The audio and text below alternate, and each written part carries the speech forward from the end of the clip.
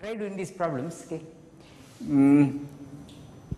We are now going into material close to stuff but that we use in quantum field theory and particle physics. Okay. And what I showed was the following. We showed that to find Lie algebra,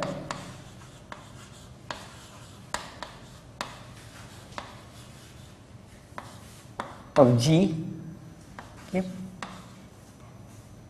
what we do is write G of T, okay, basically as some G of epsilon as identity plus epsilon alpha G L alpha, okay, infinitesimally, okay, and find conditions on L alpha from G. Okay.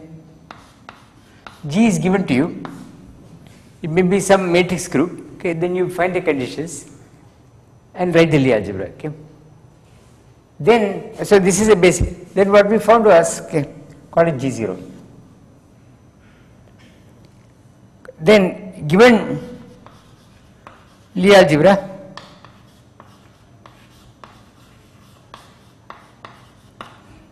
okay, given by L alpha L beta is C gamma alpha beta L gamma.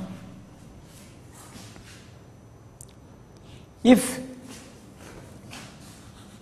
gamma, okay, some any element L alpha going to gamma of L alpha gives a representation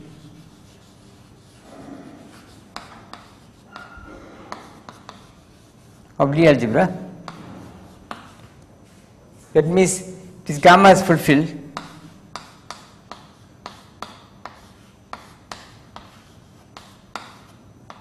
C gamma alpha beta gamma L beta L gamma. We have the converse that then, okay, this mapping gamma of L alpha, say gamma of L going to exponential T gamma L. L is any element of the Lie algebra. Okay. So this is an element of the group, it is exponentiated, okay, generates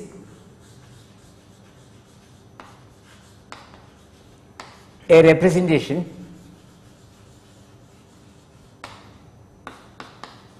of G0 bar, the universal cover, okay, and you have to check, okay,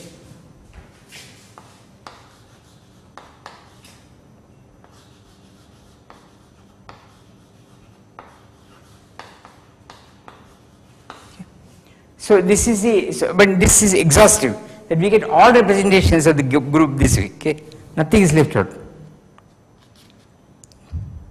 Okay. Now, it's pretty obvious remarks, okay, that call this representation gamma. Okay. Gamma is IRR if and only if the original gamma of L gamma is IRR.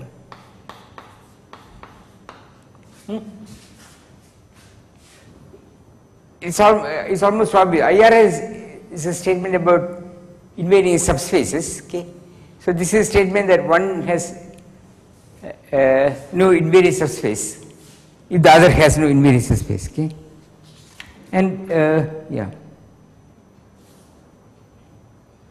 Then there was also the remark.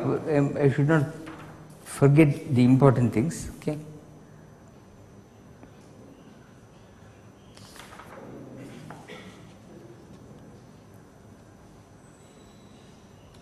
Yeah, I have already showed you that the direct products of groups generate direct sums of Lie algebras.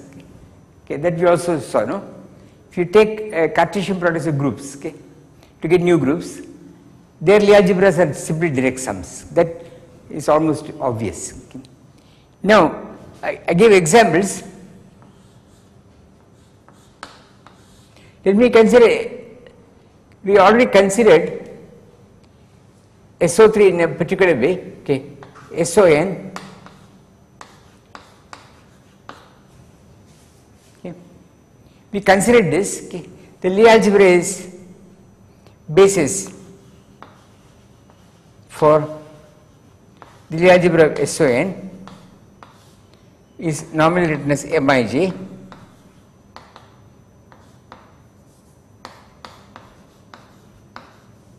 Okay. This is a basis, okay, where I is less than j and it goes from 2 up to n. Yes, 1, 2. So it is, so is NC2, so n into n minus 1 over 2, okay, which is a dimension of SON. Take any distinct pairs, okay, this is antisymmetric, so you get the dimension is, we saw this, no, in defining representation.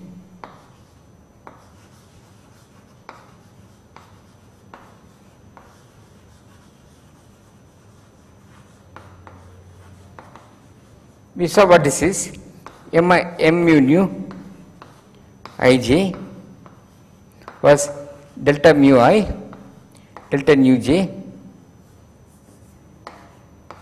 minus mu to nu. Is antisymmetric matrices in the defining representation, and I should write also the commutation relations. M mu nu m lambda rho is delta nu lambda m mu rho plus delta mu rho m nu lambda minus, okay, antisymmetrized, no, delta minus delta mu lambda m nu rho minus delta nu rho m mu lambda.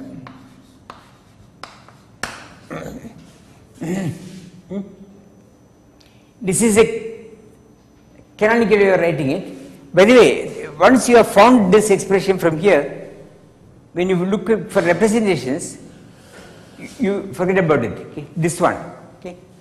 This is in the defining representation, and we use it to find the Lie algebra. And once we have got it, we should keep just the Lie algebra. Okay. Now, I want to spend today SUN.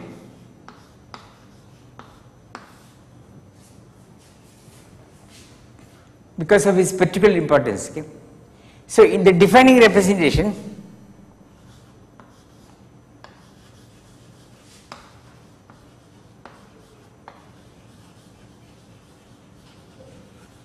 okay, what do I write? G is in SUN, so G of t shall write as exponential t some u in SUN, and I want to SU2, I think we did already, but anyway, it's better to do it in SUN.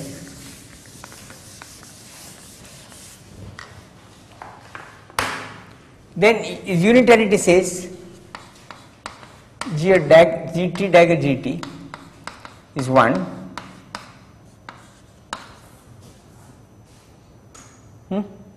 Unitarity, which says by expanding it to linear order, u dagger plus u is equal to 0.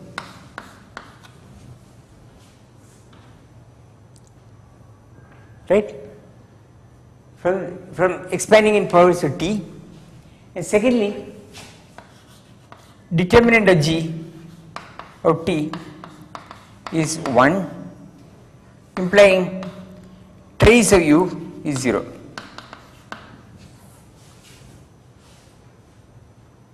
Okay. So these are traceless matrices which are anti-Hermitian. Okay. So what we do is, okay, let still we are in a different representation, and A rho sigma ij is delta rho I delta sigma delta rho I delta sigma j. I just want to make sure I get the yes. Okay. These are just the matrices where in the row and sigma column has entry 1 and it is 0 elsewhere. Okay.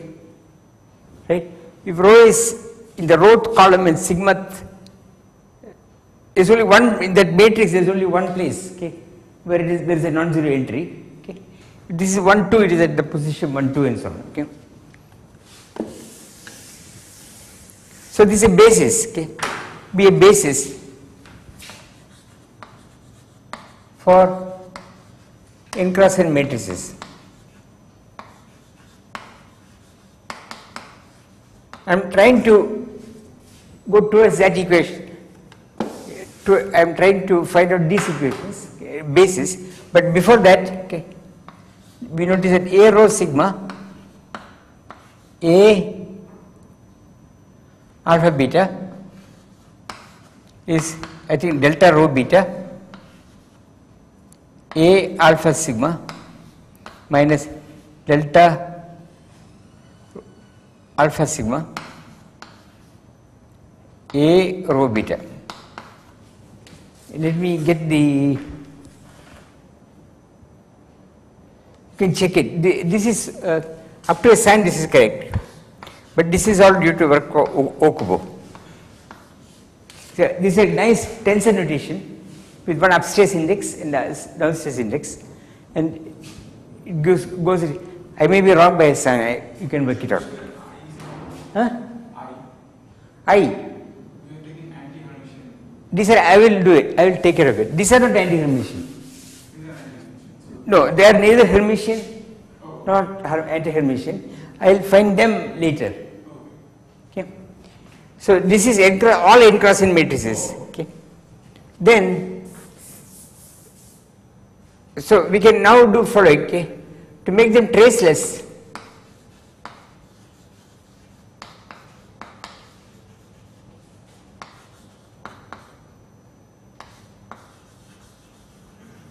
Consider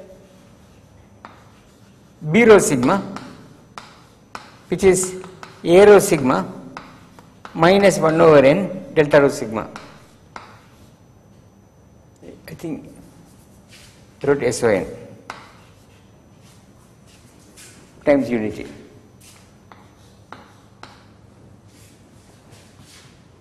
So this is traceless. Okay. So trace of B rho sigma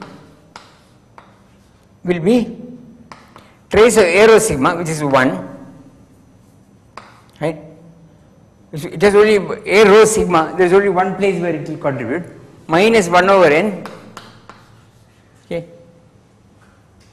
Wait, how does it go? It's not 1.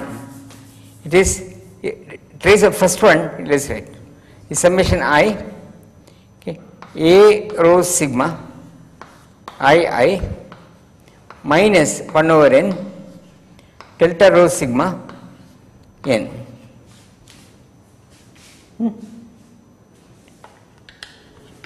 So we work it out. Okay. This one I am summing over I.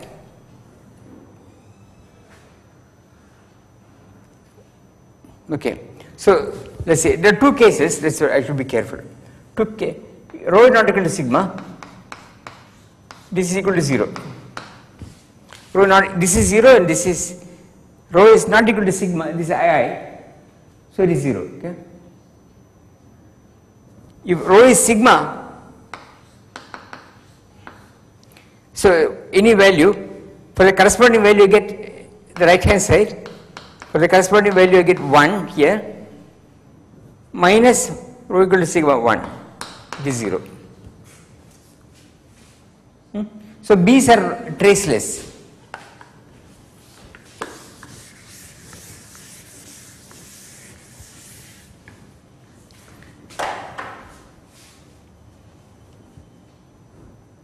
But you should notice one thing, note,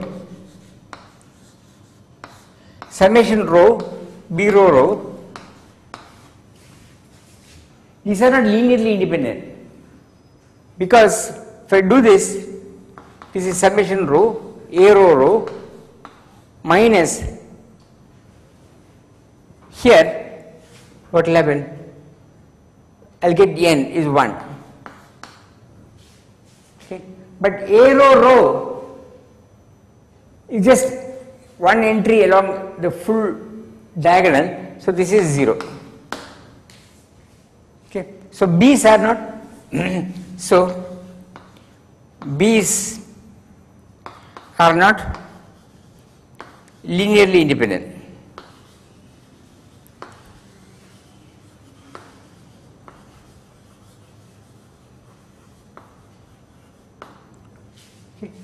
There are only n squared of them, n squared minus 1 of them. Okay.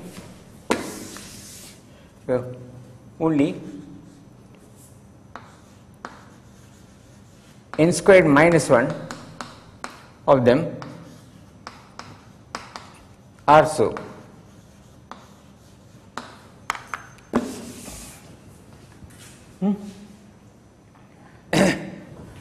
So what the accomplishment with B is that I have taken into account the trace condition.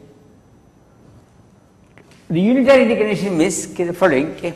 So I would say that B is okay. Now, as for A, what we have to know what is B rho sigma dagger.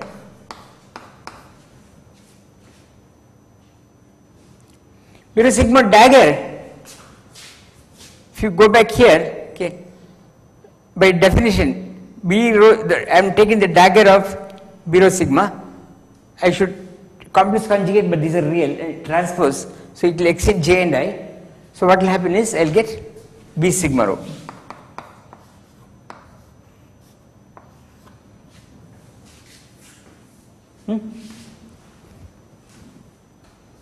And the commutation relation, so I can say that the Lie algebra, so we can say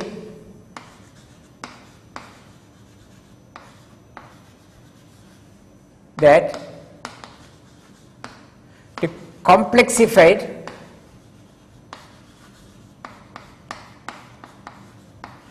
Lie algebra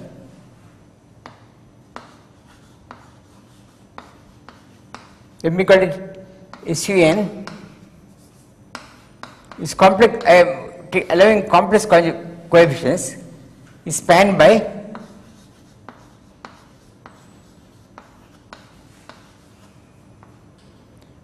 B rho sigma, okay, which fulfill the conditions B rho sigma dagger is B sigma rho and summation rho B rho rho is 0.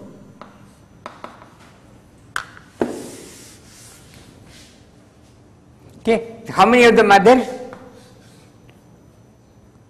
It is exactly n squared minus 1 of them, of these,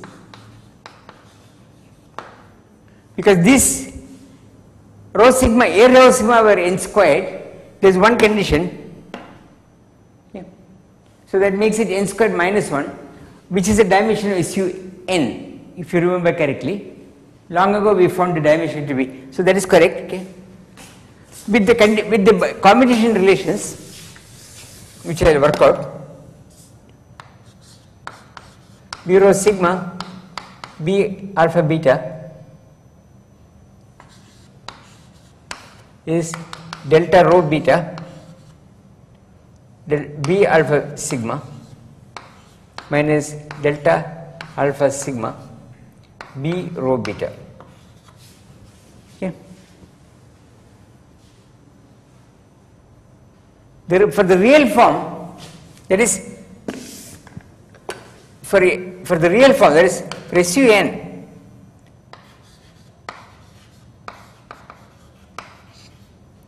a basis is, we just take B rho equal to 1 up to say n minus 1. The nth one is given by the previous ones. Okay. So there are, and then I can take B rho sigma plus B sigma rho. Let me get the coefficients right.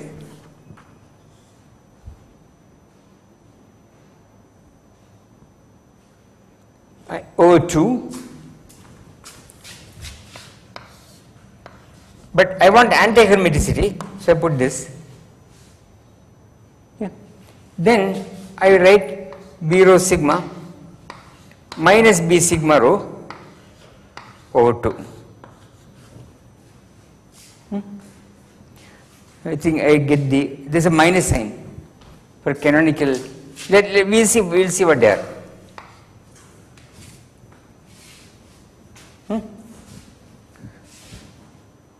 So if you want to go to the real form, this is how you will find this is the one which should be exponentiated to get the group, because these are the anti-Hermitian generators. But in general, when you do calculations, the tensor notation is much better, and people normally use this tensor notation, but that is using the complex. You are complexifying, taking this one and you are allowing all complex linear combinations, you will get that. Okay. So it is a complexified Lie algebra of SUN, but it is the complexified form. This SUN becomes some other group, some non-compact group, but never mind. Okay, let us look at what this is. This whole activity was due to Okubo. So let us look at n equal to 2. Okay. So we can write the n equal to 2, no? So it is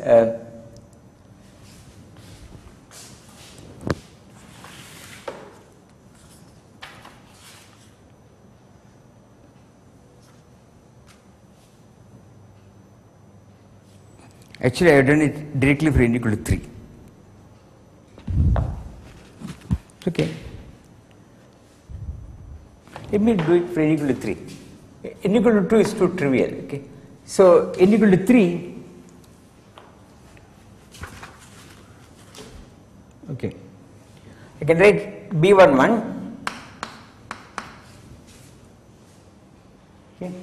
It is A1100 in, I should say, in 3-dimensional representation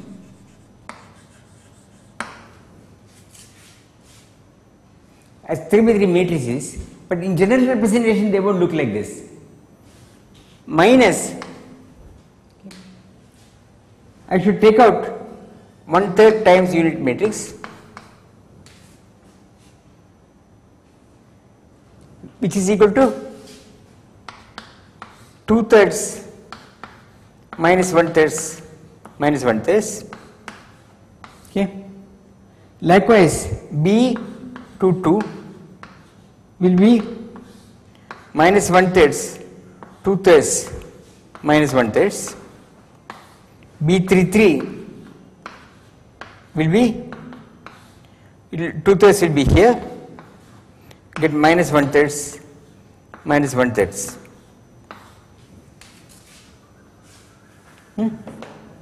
These are the diagonal generators, and the off diagonal generators you can write down. B12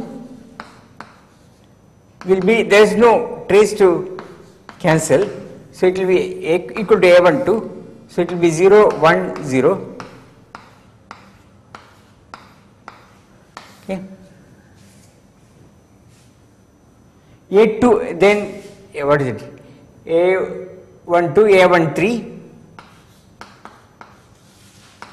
It will be 0, 0, 1, etc. Then you get A23. It will be second row, third column. 1 here.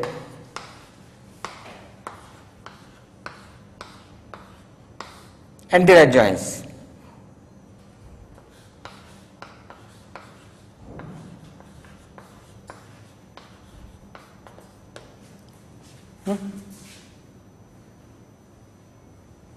This is a trivial calculation. Okay. Maybe I will do n equal to 2 because that will tell you something else. N equal to 2.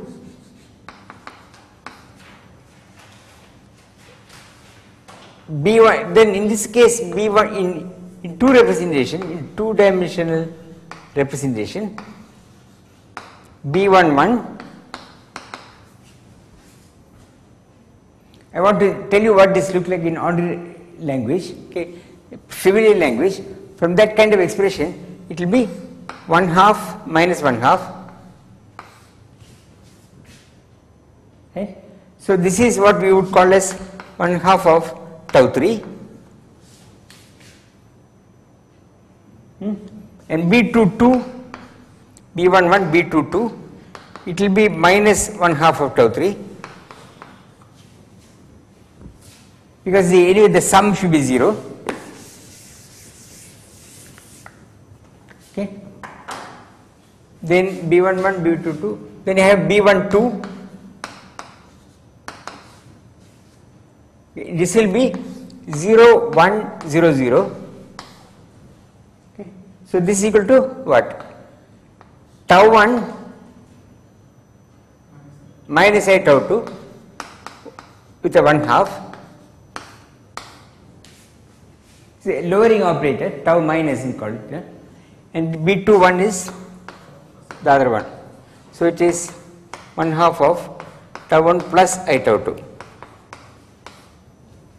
Okay. And if you take the Hermitian combinations, the diagonal ones are not affected. Here you should take this sum.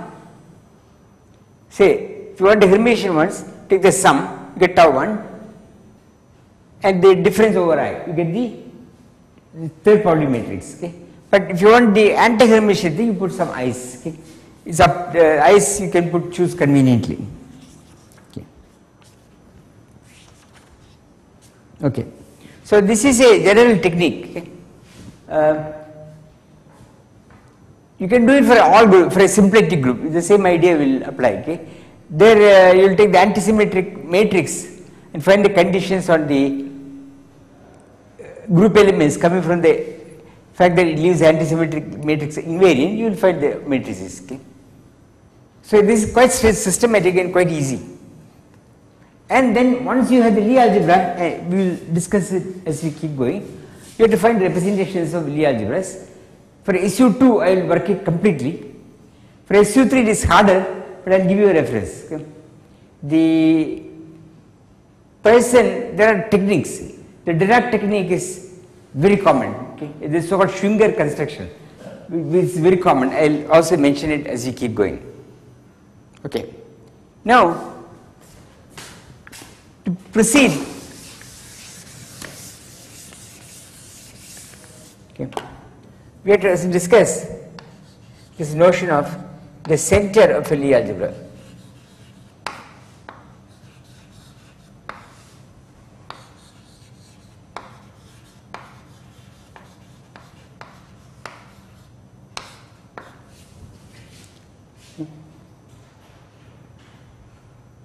For example, the center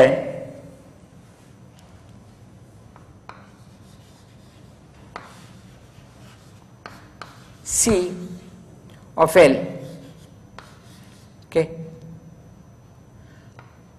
are all L in L which commute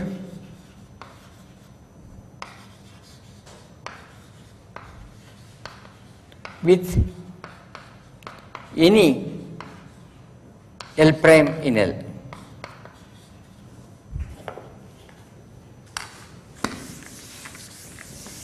So, L belongs to the center means L prime is 0, all L prime. Okay. What is the use of this? In any representation, the elements of the center will go to multiples of, so the following thing, in any irreducible representation, by Schur's lemma,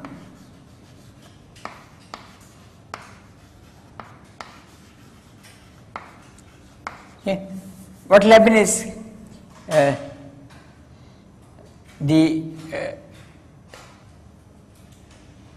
any L in the center will become a multiple of identity, right?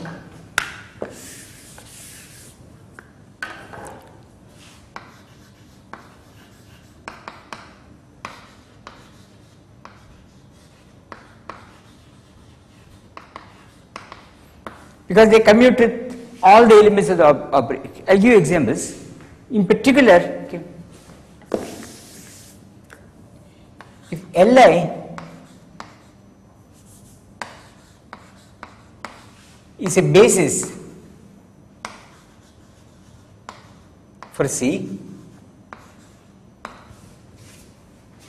okay, in an IRR, this Li will go into lambda I times unit matrix, where lambda I are numbers. Okay. So what is the use of this? We can use lambda I to label the set of lambda i's to label IRR.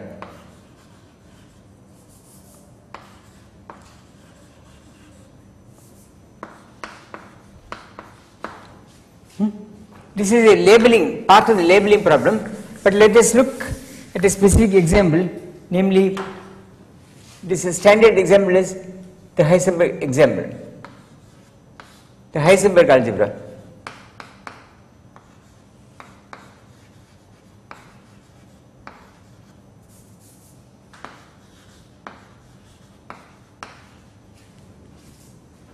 Okay. It has a basis of 3 elements, has basis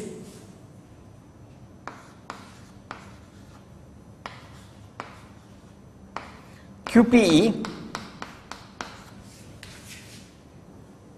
with QP is equal to, I get the QP equal to E, okay, and all other, okay, brackets 0.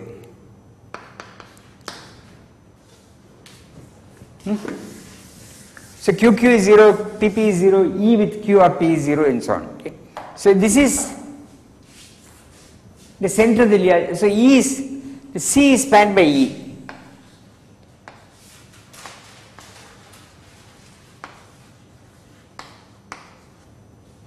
That means C is the complex multiple of E, the one dimensional center. Okay. We can find IRRs. An IRR is given by P going to minus I dx Ex. I should be careful. minus I times h bar dx, q going to top x hat, the multiplication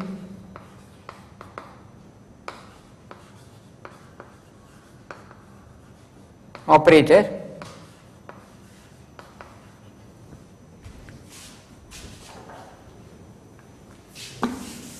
x hat, okay, on Hilbert space, we should say the Hilbert space, L2 functions on R. That is quantum mechanics. This is a quantum mechanical situation. Okay. So let me say, then let me finish it off. Then E is h bar times unit operator. So h bar can label IRR. Planck's constant is a label of an IRR. Okay. If you change it, you will get different inequivalent irreducible representation of the Heisenberg algebra. Okay. If you fix h bar, you will get only one representation. Okay. And that is the content of the von Neumann theorem, that for this algebra there is only one irreducible representation. Okay. But that is only if you fix h bar, and then this one up to unitary equivalence has only one irreducible representation which has some nice decent properties. Okay. There are actually more, but they are very bad properties. Okay. Physics point of view, they are not very acceptable. Okay. Okay. So this is a classic example. Okay. Now it is used as a, you can see, okay, Q, I should say some i's are, this is fine. Okay. Now this leads me to the Casimir operators.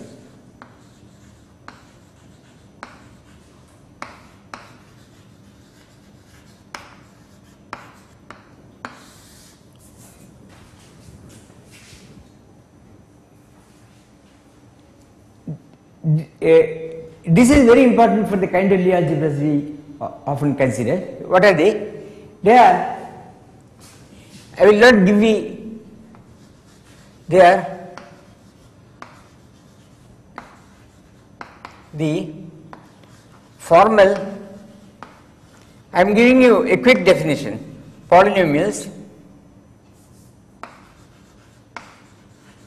in the basis elements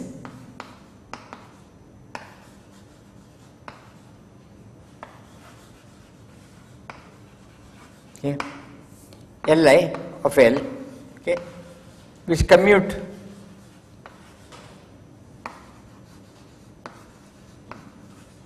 with all elements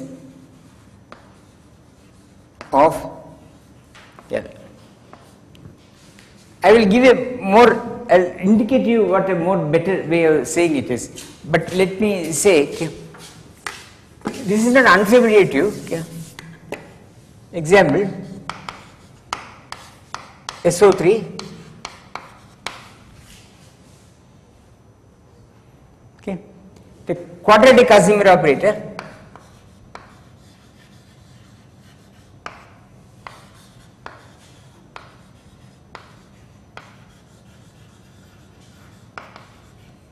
is equal to summation Li squared. This square is the angular momentum.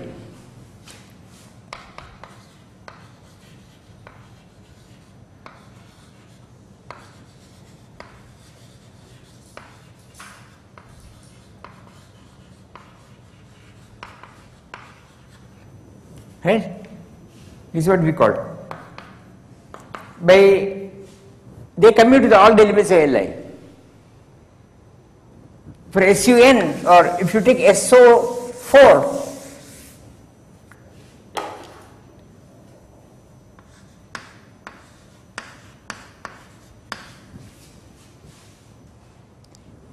What are the generators?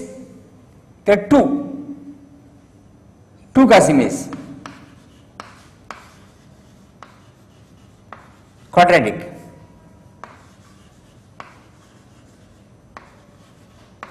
What are they?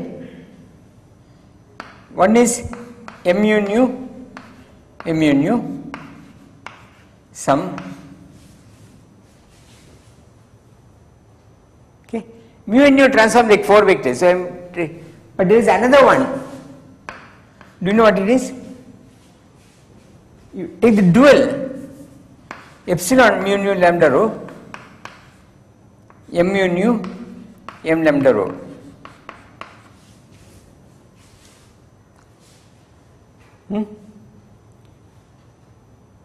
This is also a Casimir, okay, because this epsilon is an invariant tensor. So if I commute it, you will see that because of the properties of the epsilon, these are actually invariant. Okay. So this and this, okay, A and B. Okay. In fact, I will say, okay, for SO31,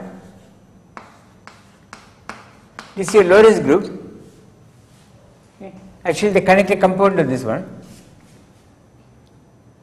What happens is A becomes is like electric square minus magnetic field square. So B, I am thinking of BI, okay.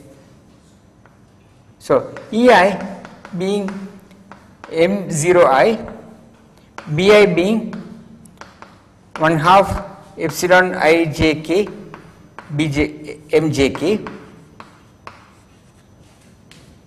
Okay.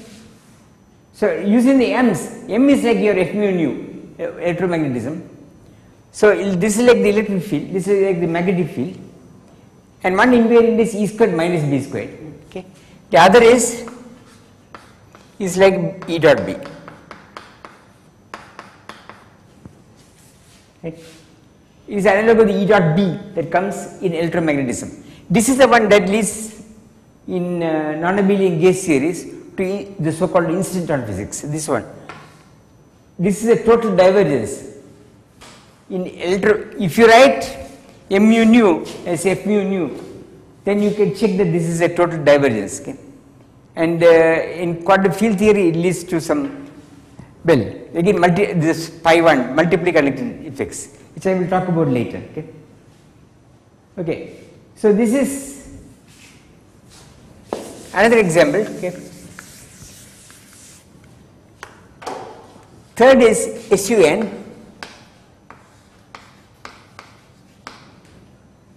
There are n minus 1 Casimirs.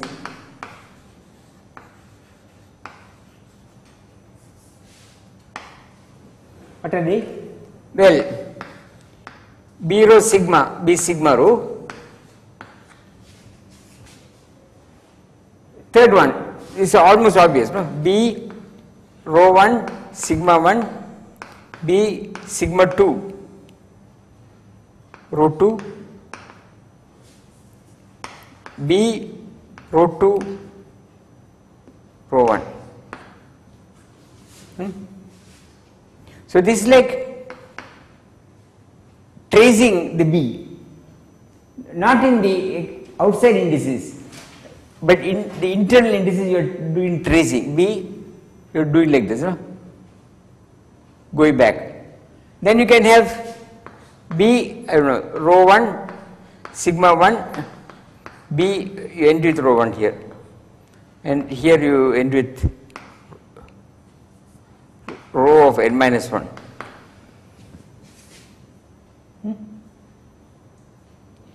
The higher ones,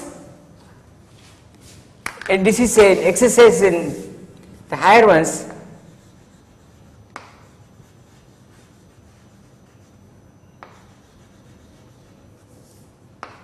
can be reduced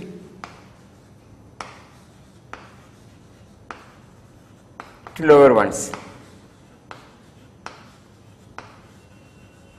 The proof is by no means easy. You have to be a master of combinatorics, which Okubo is. So for SU2,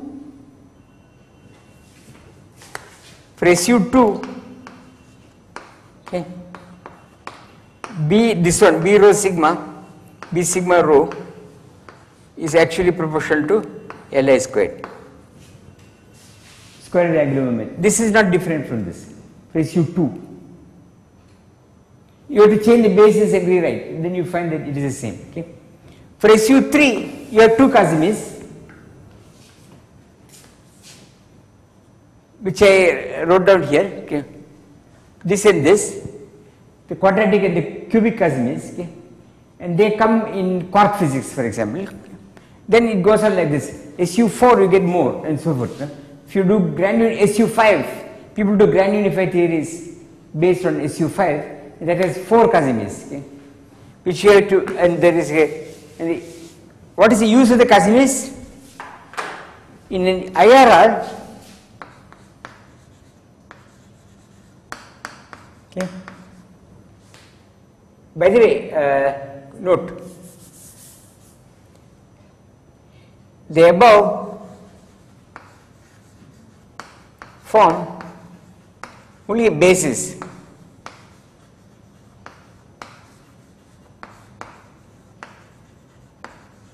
As their linear combinations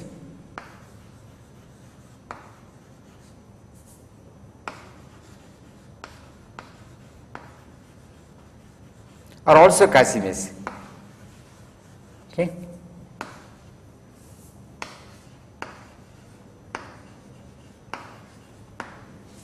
You can multiply them, add them. There is some convention regarding how you normalize them.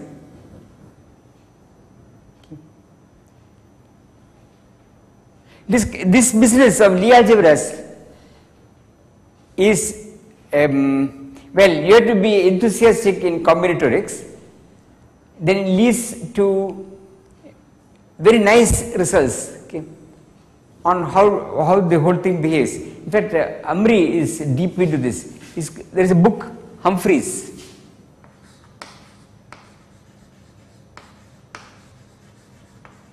Actually, this is useful if you keep going into quantum field theory and magnetic monopoles, or even string theory. They become very central. Okay, the classification of certain class of magnetic monopole states needs the structure of these Lie algebras. So this is the point. But the point about, okay, no, in an IRR.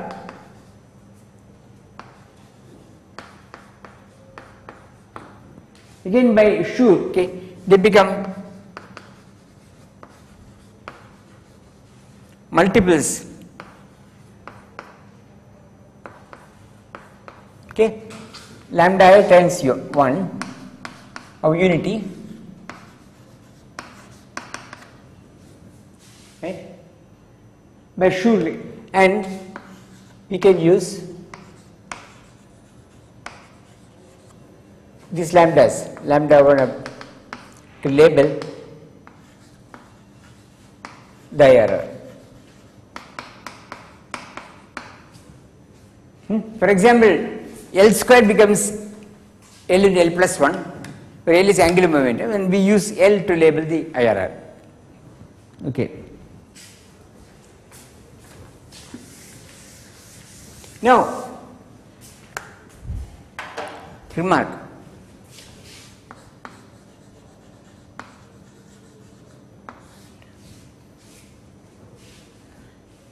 In a Lie algebra,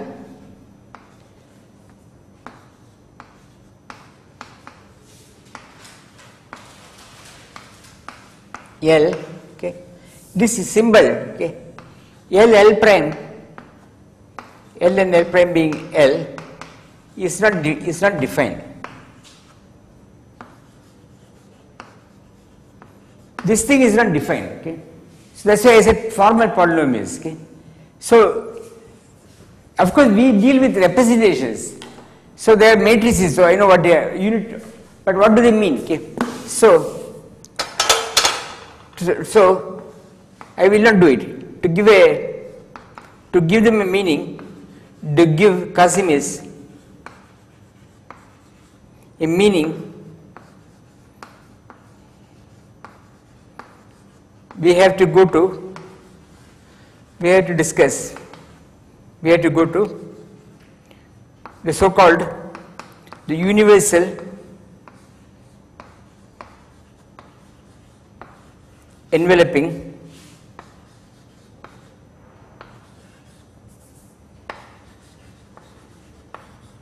algebra. This is a huge thing. Okay? I don't know what to call it. Then call it L hat of L and the center.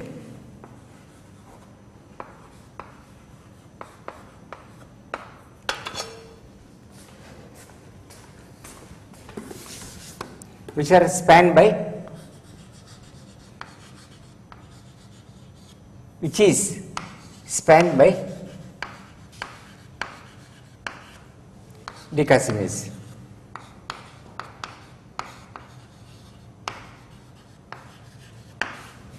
So, give me any algebra. There is something called the universal enveloping algebra. Okay, it is the way the maths people will define it is the tensor algebra of the given algebra. You go and take tensor products. Okay, so for a Lie algebra, you take this tensor algebra and quotient it by the relations coming from the Lie algebra. There is a way to reduce this huge tensor algebra a little bit, okay, by the relations of the Lie algebra. That will give you the universal enveloping algebra of the Lie algebra. Okay. And you ask what is its center, that is these Casimirs. Okay.